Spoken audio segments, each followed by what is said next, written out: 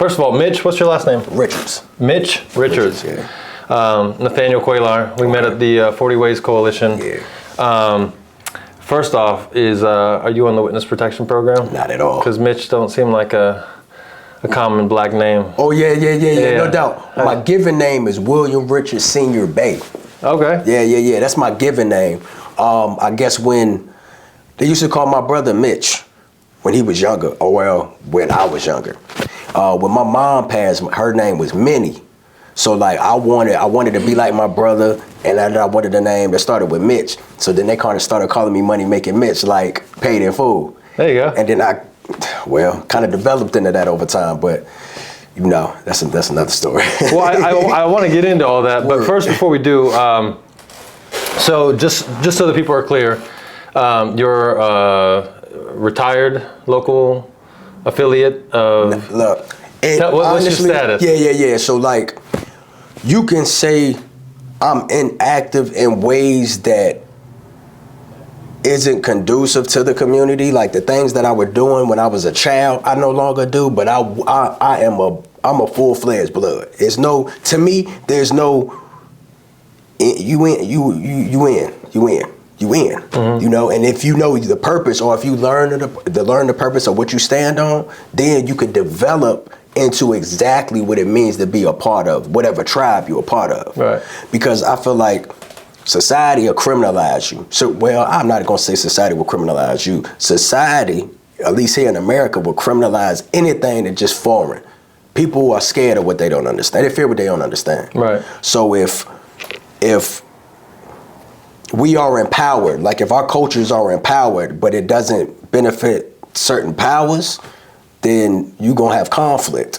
For sure. And then, you start taking away the leaders that can teach us exactly what it's supposed to be, and you start replacing them with the leaders that just do nothing but destroy us mentally from when we're young. And then once we get older, unless we like tap into, or we get into an environment where we can actually learn what we pretty much unlearn what we've been taught. Right. You're not gonna end up like me. You're gonna be still out there. We wouldn't be having this conversation. I'd be out there somewhere. Right. My kids, I'd probably be back in prison. So the similarities that I think we have is that I'm a gangster too, right? I'm just affiliated through the United States government. Facts. Right? Like I was a Marine, once a Marine, always a Marine. That's what I was just about to say, yeah. Once the blood, always the blood, I'm guessing.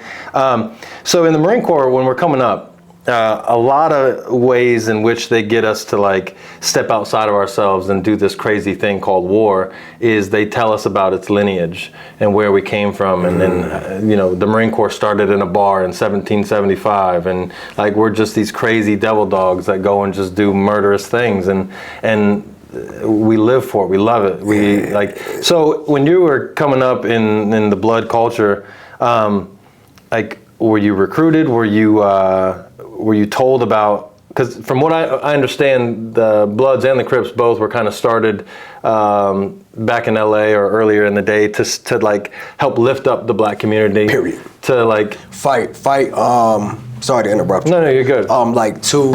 As far as like the whole organizations, the organizations as a whole, they were started to protect the black community from what did they have? Like the racist bike gangs, racism, police brutality, all the things you would need to be protected from. Period. The reason why you would start a gang or a group of people would come together is self-preservation. That's it. So do they teach you? Did you get taught that when you were being recruited and being brought up through the ranks? Not at all. Okay. I learned that once I went to prison, and I got around some real blood, some real OG bloods who actually cared about the movement and also cared about whether we were going to be free and be productive citizens, or whether we were going to go back out there and die.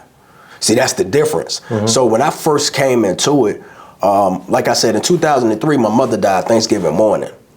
And I was already around a lot of different type of individuals who were a part of organizations, but like my mom raised me like, I got you. So like those things weren't attractive to me. But once she perished, I felt like all the love in the world left from Whether it was family, whether it was friends, the love that How old anyone were had you for at me, this time? 11. 11?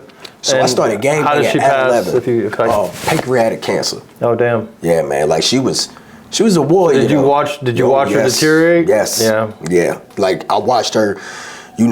She took me in from a biological mother who just couldn't take care of me. She was my great aunt. Oh, so okay. she took me in. Wow. So that's the type of love. That's why the love's so deep. Yeah. And she didn't have to do the things that she did for me. She chose to. She already had a son. She could have him and her, and no, she said, I want a better life. So, and I think that's what gives me the passion to do the things that I do now. Absolutely. Because just because somebody might not be your responsibility, don't mean they're not your responsibility. If we family or if we're community members, like in proximity, I'm supposed to care. And that's how she raised me. So when she died and I felt that love leave, I needed something to replace that. So I was vulnerable. And that's the honest truth. You got some people that, they get into it because they family, like in LA. My uncle, my mama, my daddy, that's different. I got into it because at a vulnerable time in my life, I was exposed to it. And I like the camaraderie and the brotherhood. How did you get introduced to it? So she passes away and then... So, obviously I went to school in the city of Raleigh. So like there was already young people already in different gangs. So there was a young brother, younger than me at that time. He had to be 2 years younger than me. So I'm 11, about to turn 12. So she died in November of 2003. I turned 12 that December. So he was 10 at the time. And pretty much like he already had introduced me to it. Just, come in, we playing in the neighborhood, he telling me about this and that, man, come mess with us, man. And I'm like, no, I'm good. You know what I mean? Like, I'm good. Like, as a matter of fact, man, I hope everything go good for you. I'm gonna go in here with Mom Dukes. You know what I mean? Like, that's who I was. But, I mean, I was so...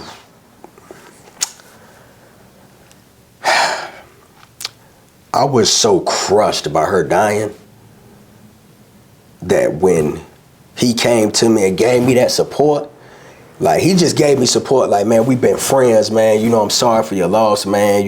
Like anything I can do with you, let's go play basketball. We're kids. So then like his older brother and cousins and all of them, because my mom was respected, they start coming around, they all blood. So now like I'm loving the support that I'm getting from them. I'm getting the support that did not come from my family.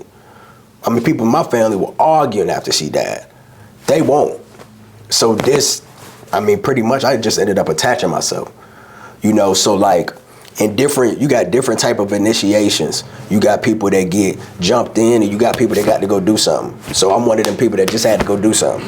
And then once I did what I did, I was good, but I was 12 too. So we ain't talking about somebody who 15, 16 got to go put in some work. I'm 11 turning 12, so it's only so much you can really do. But that makes me think of something before we get further down. I just want to ask a quick question. So how much crime do you think is happening right now in Lynchburg just because young individuals are trying to get initiated? Man, well, in Lynchburg, not as much as some cities, right? But like we know what's happening. We know what's happening because now we dealing with inner city youth who, man, the gang lifestyle is pop. When I started, it wasn't popular. This wasn't like you do this, you stepping out there. Like they told me, only real gangsters get neck tattoos. After I got a neck tattoo, because my mind was already set. See, now it's almost as if you want to be respected or considered a gangster or the perception of what you perceive to be a gangster. This is what you got to do now. You got to claim something. And see, that ain't even how it should be, but that's what it is. And because of that, yeah, we probably got a lot going on, man. And what types of crimes we talking? Man, I mean, shoot, you can... I mean, maybe you might go get sent to go rob the plug in your neighborhood. See, like, it's never gonna be, now that's one thing I can say. It's not gonna be too much criminality that affects affluent communities. It's gonna be the communities. It's gonna be the communities that we live in. Mm-hmm. We destroy communities already. You know, so you might be robbing this plug, or maybe go take so and so car, or maybe worse, man. You know what I mean? Like I can't speak to how they really conducted here in Lynchburg. Only been here 4 years, and like I kind of been who I am now is who I've been since I've been out here. But like where I'm from, like in the DMV and in like parts of North Carolina, they getting crazy. So, how affiliated are you locally? So now, I mean, I just deal with. And not to implicate yourself. Yeah, no doubt. But like, you're like, I say it like this: if I did time with you, we can mob, because I already know your mentality is the same as mine. I already know, you know what it truly means to be a gangster, and it don't have anything to do with criminality, nothing at all. You know that. That's who I. So that's how I evolved. If you move in a certain way, if you moving like that, if you moving responsible as far as your community or your household, because I'm not gonna tell you what you can and cannot do to provide for your household. But if you're doing what needs to be done for your household, and you're not destroying your community in the sense that, you know, not that you're what's the word? Catering to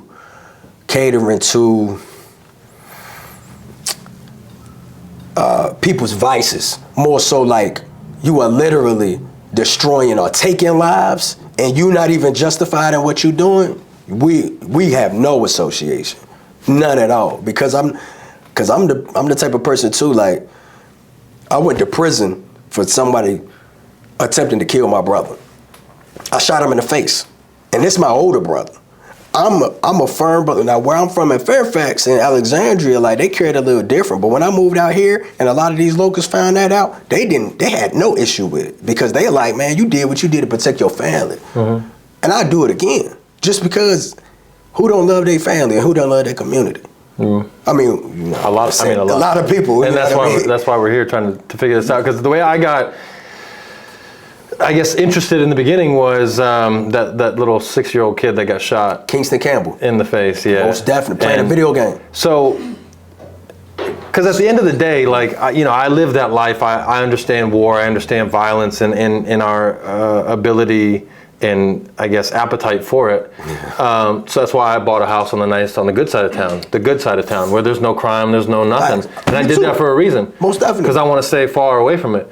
But you hear about things like that, and it's like, fuck, I gotta do something, right? Because, and in the beginning, it was like, even if we just figure out how to pinpoint some of these, some of the leadership roles in these local gangs, and teach them weapons handling, weapons. Oh boy! Just teach them how to use the weapon that they're going to use anyway, and make them a little more accurate. Oh, because at the end of the day, if you don't want to sit around and kill yourself, fucking do it, but hit your target. Stop, having these kids and these youngsters and everybody who's not associated to what you're doing victims of it. So, man, see, word. Okay, so we definitely gonna do this.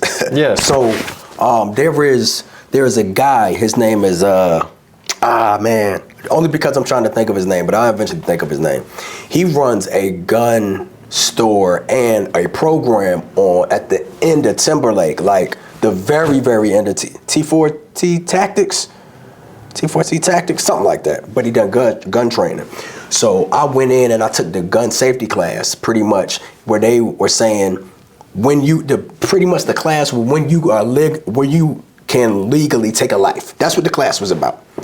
And I told him the type of work I do, but I said, see, the kids, we need to get them in here, and they need to hear this. Mm-hmm. And people say, why would we want to get, these at-risk youth in here? First off, when I moved down here, I found out that a lot of the people that live on the good side of town, they start training their kids gun safety stuff at 8, 9, 10 years old. Mm-hmm. And see, now they don't grow up with that fascination of guns.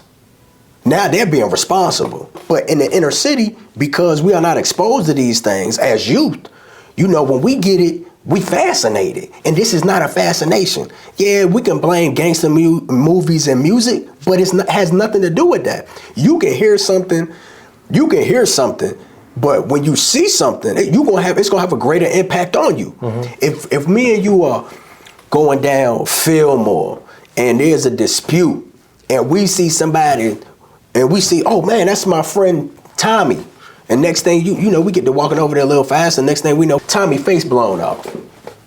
See, now we thinking, first off, we got to get up out of here, because there's not much we can do, especially if we not carrying. But from that moment forward, me and you, we gonna be carrying. From that moment forward, we don't care about anything. I've always got a gun. Now about surviving. It don't matter if you are a felon. It doesn't matter if you are underage. It does not matter. At the end of the day, I'm gonna survive. But that's a part.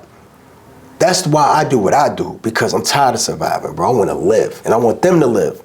Because surviving and living are two different things. When you went over there, you were fighting war. You were surviving that war. You were doing by any means.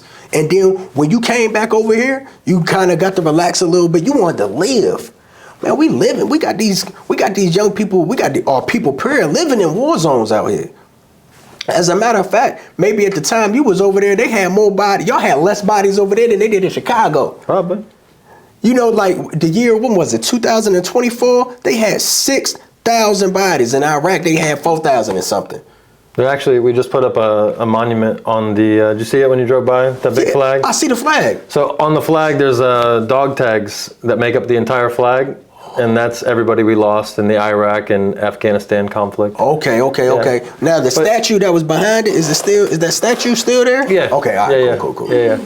But yeah, you're right. No, it's constantly a war. And the name of my show is called Complacency Kills, because when I was in Iraq, my first deployment, we got shot at, I would say, every day, probably for the whole 7 months we were there. Okay. And the idea is that you can get used to it real quick. When I first got there, the anecdote is like I first got there and we got bombed immediately and we lost a couple high-ranking officials.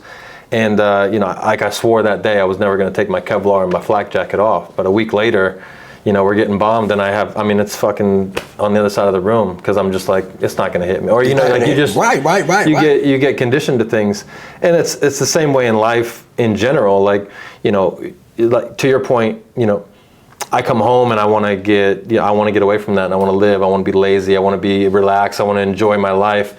But there's still, cancers and diseases and all types of shit that's always creeping up on you. So it's like the idea is complacency kills is a steady theme throughout your entire life. Every day that you wake up, there's gonna be shit that's coming at you. I like that. It might not be bullets, but it's something else. And we have to constantly stay on top of our game and on top of our grind. And it's just, it's a never-ending battle. So you have to be conditioned for war your entire life. Right. And how do we get these kids conditioned for war? Like, how do we? Because if I'm honest and I think back on myself as a youngster, wanting to be in the Marine Corps or wanting to be, a gangbang or whatever. Because I had that mentality my whole life. My dad was a cop, and I thought I was a little thug, and I proved it by going in the Marine Corps. Oh, yeah, that's what I was just about to say. And because I made that choice, it's gotten me out of a lot. So I see so many similarities in myself and a lot of the disenfranchised youth from communities like yours.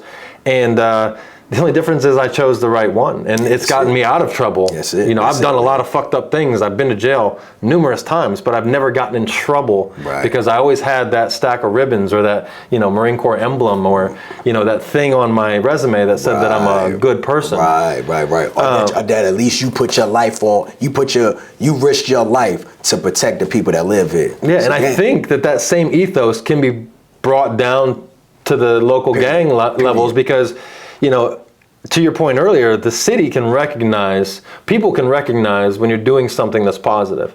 If you sell, 100 pounds of fucking weed, a quarter, but you take that money and you reinvest it into your community and you do this and you do that, the city's probably going to turn the other way. Yeah, most definitely. You know what I mean? Especially depending on, and let's be real, it also depends on what you do. That's why I made that point. I would never tell you what you have to do to provide for your family. Right. But if you are not uplifting your community at the same time, then you destroying it. And you destroying your family too. Because say for instance, I'm out there doing whatever I'm doing, and I'm providing for my family, right? And my kids is going to school, and they got jewels and name brand everything, but all their friends and the other people in the community ain't got nothing. See, now you're taking care of yourself, but you also making yourself and your kids targets. No. At the end of the day, drugs are gonna be here because they being allowed to come. Guns are gonna be here because they being allowed to come. Man, we don't have passports. I can't go to Colombia to get no cocaine. You know what I mean? I can't get over there to Mexico, and that's just real. Yeah. These guns. Yeah. Man, when I was 18 years old, I went on a military base and bought bullets in Northern Virginia. I mean, if people gonna get access to stuff, they gonna get access to it. And it don't matter where it come from. At the end of it, well, it does, because that's something I'm really big on too. Because if you attack where certain things is coming from, then maybe you can eliminate the people's having access to it. But the fact of the matter remains, it's set up the way it's set up. Mm-hmm. So how do we, like you said, how do we get it to where we not constantly losing? Because I'm tired of Kingston Campbell's.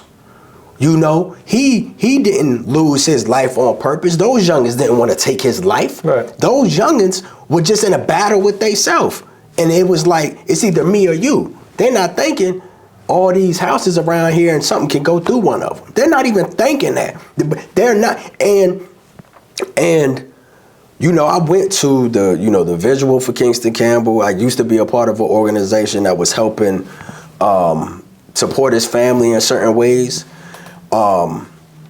So like, I always felt their pain, but at the same time, I also felt the pain of these youngins who sat there and watched it on the news, and it was like, oh my God, you know what I mean? Like, I can't believe, because whoever they are, they know who they are. They might not know specifically that they did it, but they know, look, I was in that conflict and it resulted in this. So in a sense, I'm at fault. And it probably crushes them. Mm-hmm. Because that's not their, man, if I'm trying to get at you or you trying to get at me, but we end up hitting Miss Sally as she walk past the door, we gonna feel it. Mm-hmm.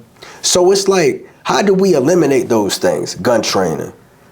I'm a firm believer. Also, they got an organization in Tidewater called Gloves Up, Guns Down. Yeah, I was gonna say, how do we get them fighting? Like, I have the guy who runs it, he's also Blood. Him and like some city people from Richmond, and it's a couple of different other grassroots organizations. They pretty much came together. Some of the Muslims, some of the gang leaders, and some dudes who just fight. Like, they just fight really good. It was like, man, this is what we gonna do. So say we put our ear to the street, these two youngins are beefing, or these two youngins in these gangs are beefing. So this is what we'll do. Look, boom, we about to take you, look, we gonna go to the gym. And for the next 90 days, we gonna train you. At the end of that 90 days, you and him gonna go in that ring. Win, lose, or draw. Once you come up out that ring, y'all gonna dap up like we used to when we was younger and we would rumble. Mm-hmm. And half the time, we end up, like when I was coming up, like, say the two head honchos are two. I know what you're about to say. Yeah. You know, like, every person I've fought, I've been cool with. Yo, every time I fight, I'm good now. Mm-hmm. Like, unless you fight dirty, you do some bullshit. I was just about to say, like, unless you do some bitch shit, like. Yeah, but if you do what you're talking about, where you go to the gym and you train and you become a part of these communities, all that shit gets checked at the door. Everybody. And by the time you get around to the actual fight, you respect it so much more that it changes you. It changes you. Yeah. See, that's the thing. And now your mentality, because we can't save us. We can't save them, right? But if we change the perception of how they see things, they can change themselves. What was it? It's a quote, and I live by this, by Noble Drew Ali. He said, I can't save you, but if I get you thinking a little different, you can save yourself. Mm-hmm. And that's the point. We just need to go out, plant a seed, and then cultivate the land and then plant the seed. Once we cultivate the land and we plant the seed, and we start showing and proving through whatever form that, you know, these outcomes can happen, and they actually view the results, we're good. There is no, like, the plans and the stuff that I put together that I want to move out to, that I know Stephanie, the mayor, I know she kind of really down on me. Like, I believe they foolproof, man. I believe they foolproof because we know the life. You know exactly what you needed to do not to end up like maybe I ended up. And see, I know how not to end up back where the way I ended up and how to keep them from doing it. Mm-hmm. Because say we got some fighters, man, they really love putting it on their line for their set. They really love putting it on the line for their hood. All right, then they would probably go over there and fight. And they probably be real good soldiers too. Mm-hmm. But they don't have any examples of troops. You know what I mean? They might see troops on the other side, but we might not see any over here. We might just see baby drug lords. So we just strive to be that. But see, if we start putting new images of things in there, because if you're waking up every day, man, you seeing used condom, blunt guts, dirty needles and broken bottles, and all the street lights is out, and it's mud and dirty trash. I mean, what you striving to be? You just striving to get out of this. Mm-hmm. But if you waking up every day and it look right here downtown, just like real neat and clean or by the waterfront, see, you're not striving to make it out. You striving to actually be something, to a specific something that allow you to enjoy the better things in life, not just getting out. Because once you get out, then what? You get out and then you be like, all right, well, what am I going to do with the rest of my life? Come on. Mm-hmm. You know, we got to change that in. We got to plant that seed, man. So do you have access to, I mean, how do we find the leaders of all of the groups in Lynchburg, and maybe we sit down at a fucking table and bring them together? All right, so like, and have conversations that may be too hard for other people. Like, this is what I think. Like, first off, you gotta get everybody to believe you ain't the police.